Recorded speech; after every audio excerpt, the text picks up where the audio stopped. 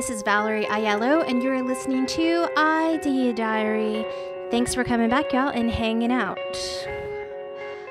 Okay, so one thing I'm realizing, which I guess is probably obvious, but I probably need to get to the meat and potatoes of a show instantly, like in the first 30 seconds, because I think for me, I'm not focusing on content right now as much as I am just focusing on consistency and getting here every day and talking into a microphone and trying to do it alone and seeing what that all means. And I'm trying to talk about my idea diary, so I'm sort of journaling my business every day. And it's just practicing talking. I am not great right now out the gate, but I do feel like it's coming. I do feel like I am getting better than, say, the first day I started doing these shows. And I think we're on show 60-something. So it's been 2 months of working on my skills, trying to get my chops up, my podcasting chops. And, I do think it will probably take a full year of going every day to really get to, I don't even know if it's, you can say professional level, but at some sort of level that's listenable for a group of people, whoever you might be, that hopefully are my new internet friends of people that want to talk about what I want to talk about and bring ideas to the table and just kind of exist online in some way, showing off my real personality and connecting. Because obviously it's going to be a huge part of the future. I think all the young kids now that are kind of growing up on YouTube, the high school kids, the 20-year-olds, and now the little kid. There's plenty of people that, I guess the 90s kids, maybe, depending on what year they were born, they don't really remember a household that didn't even have the internet. I grew up in a time when we did not have internet at all, and especially not in our bedrooms. And I sort of like it that I didn't have the internet in my bedroom. But, the world's different, so that's a thing. But those kids that grew up on the internet and the kids that grew up on YouTube, they can communicate into the camera kind of like a journalist might have the skills to talk into the camera and to communicate and to enunciate and to get to the point and to be great storytellers. But those are all skills that I have to work at. And I did grow up in a time when you don't necessarily want to put your entire life on the internet. You don't want to have every single thought that you've ever had. You don't want to put that in stone on the internet forever.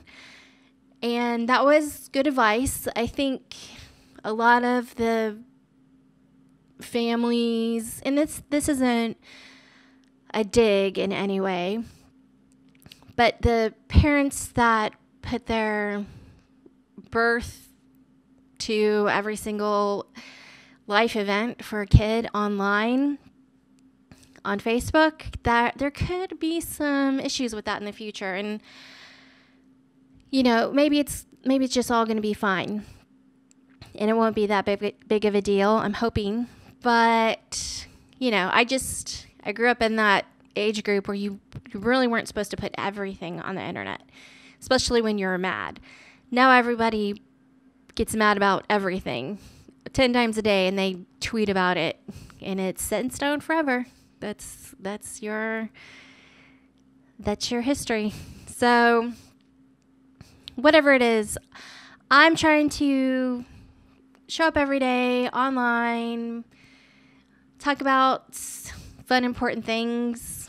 I don't feel like I'm getting too controversial or anything crazy. So I'm feeling pretty safe. And, if something does come back to haunt me, I just, I guess, have to apologize or something. I don't feel like there's necessarily anything in my head that's bad, but, you never know. The way that they're changing the way words mean, and they're changing kind of the way people see things, where two people can have the same experience and then have different memories. That's real. And there's even people that go over and over and over again in their mind, like just their past in general. And they're not even remembering the real way that it happened.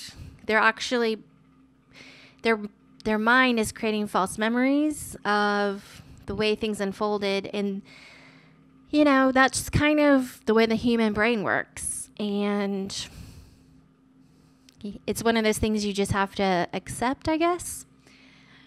Anyway, I think I'm going off into a tangent. And my point being, I'm showing up online every day. I'm trying to build, I guess, a show, and I guess build an audience. But really, I feel like I'm trying to build, I guess, I'm just trying to find like-minded people to have conversations with. So whatever that means. We don't have to be best friends. We don't have to agree. We just, hopefully, at some point, I'll be able to,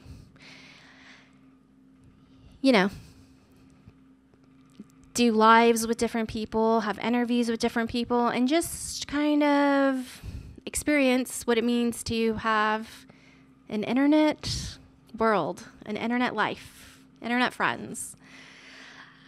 Okay, so before I forget, if anybody, I was vegan for 5 years. I'm not vegan anymore, and it's not political, not anything. I loved being vegan, and then one day my instinct, my body said I needed meat, and so I just had to kind of listen to my body. And I probably didn't have to do that if I didn't want to, but I did. I couldn't be a perfect vegan for my whole life. If you can, that's wonderful. I think it's really great to be vegan. Even if you get to be vegan, people say like, oh, let's have vegan Mondays. And I guess that's good. But I think having more long-term kind of vegan cleanses is totally probably necessary for the amount of meat and just bad stuff that we eat. When you're a vegan, you cook differently. The recipes are different, even though you might be eating the same thing. It's vegan pizza, it's vegan nachos, it's vegan burgers and fries. But there are different ingredients, and I think just getting different fruits and vegetables and different weird things all the time, I think that's really healthy. And I did feel like there was something, like my blood was cleaner, or my veins pumped easier. There was something very positive about being vegan. When I stopped being vegan, I didn't feel much of a change, which is why I really recommend people to try 1 month being vegan to even a year. I did 5 years very easily. I feel like whatever it was, my body needed that little cleansing push. So I recommend it. But the one thing I really cannot go back to is having real half and half, real creamers in my coffee. And I used to love just normal half and half, just coffee and half, no sugar, no anything. I used to think that tasted really great. And now it tastes so gross. I can't even believe it. But vegan creamers you basically have to spend hundreds of dollars trying every vegan creamer on the market, because you're just like hoping the next one tastes good, and the next one tastes good, and the next one tastes good. And it's just kind of a vegan coffee, experiment lifestyle. If you cannot do dairy for whatever reason, This Chobani oat creamer, pumpkin spice, limited batch, y'all. So if you can find this in your grocery store, buy it immediately. Probably buy 2 because it's creamy. It's on the sweet side. So I kind of balance it out with a little almond milk or something. But holy moly, this creamer is good. So I just wanted to be sure and let you guys know about that, just in case someone's out there that likes to try different things but doesn't want to waste all the money trying all the different things. That is 100% no fail Chobani oat creamer for your coffee. Just do it. And it's pumpkin spice. The pumpkin spice train has entered the station, so the entirety of the grocery store is pumpkin spice. I guess that's fun. I like it for a few months, I guess. I basically, today I wanted to go over content and what it means to kind of have a show and what I'm kind of my perspective on it. So the number one thing, if you have a show, is to make your show valuable to yourself. I know a lot of people, a lot of internet business marketing, YouTube and Instagram gurus will say, don't make it valuable to yourself, or you got to make sure you're interesting for other people to enjoy your thing.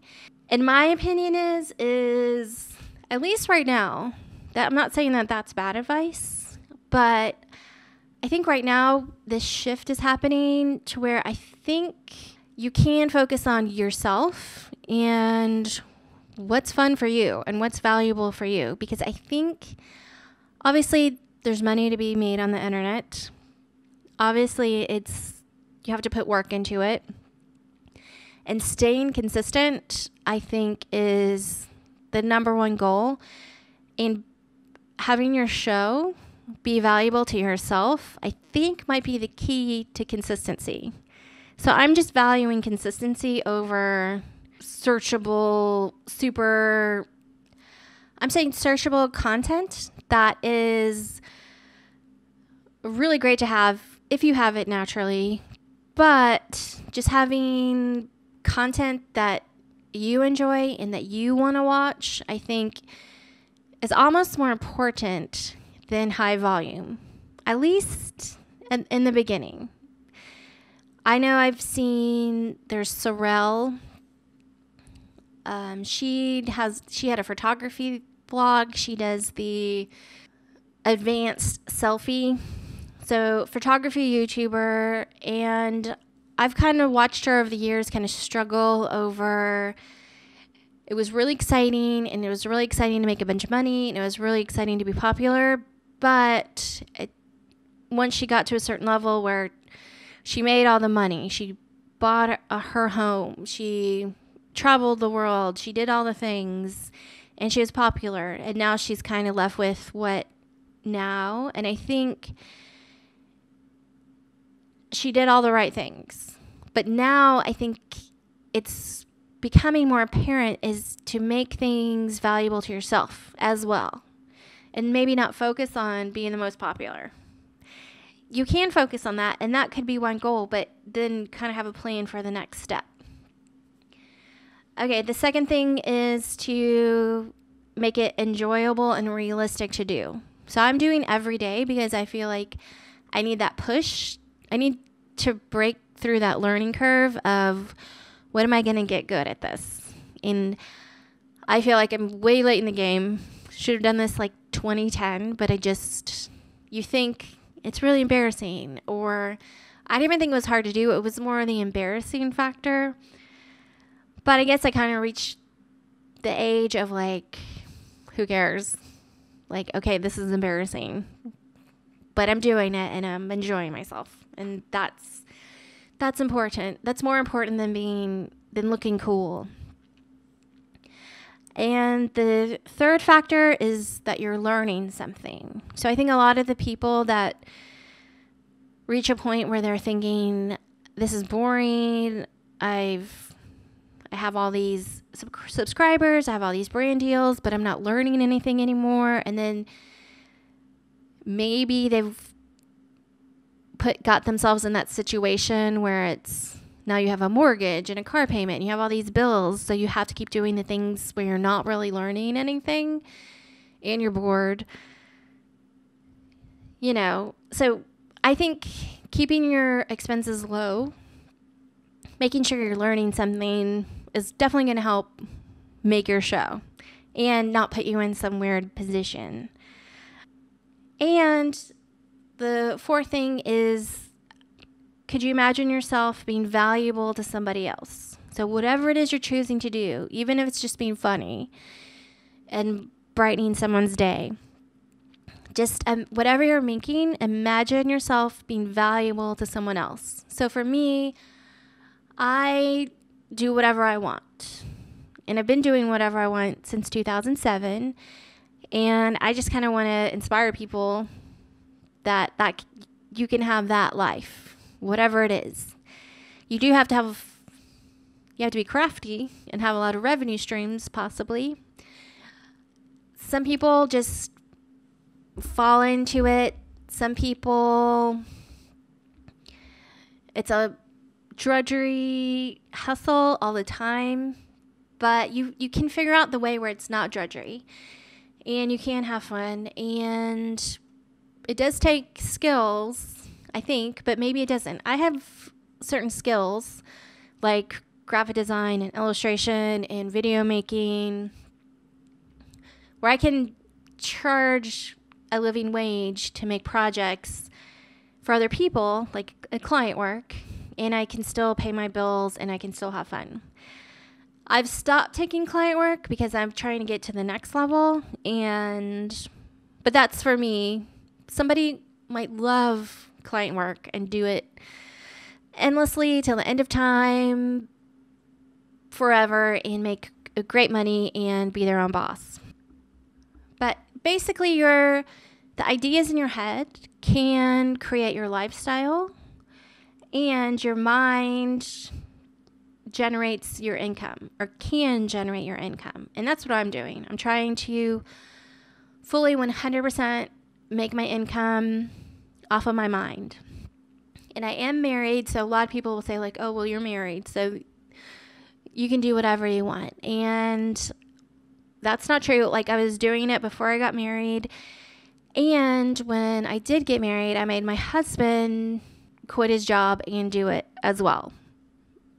And the only reason why I can do that, I mean, the main key is to keep your living expenses as low as possible. Don't have debt.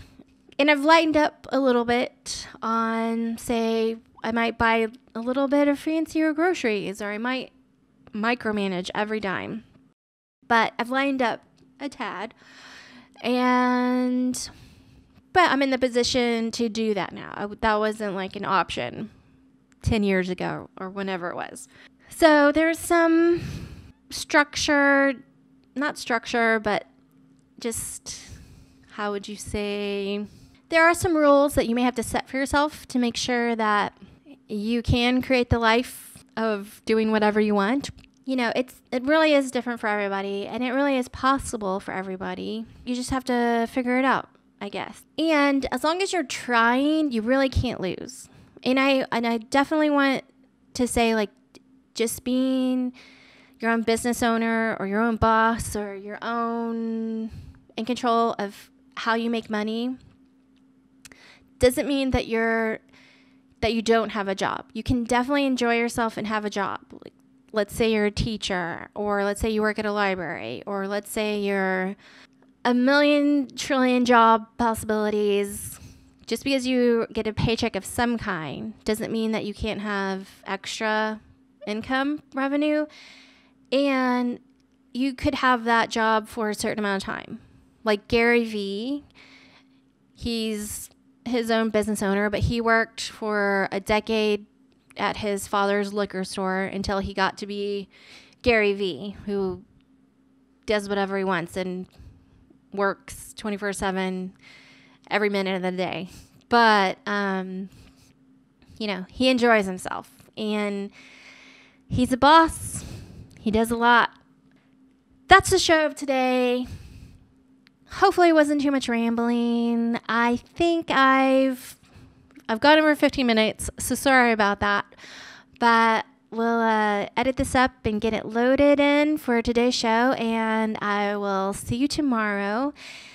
Thank you for listening to this on any podcast platform, iTunes or Spotify. And thank you if you're watching this and listening to this on YouTube. And if you found this show valuable, you can always buy me coffee. The link is in the description. And I still don't know how to end the show, so I'm just going to play the music.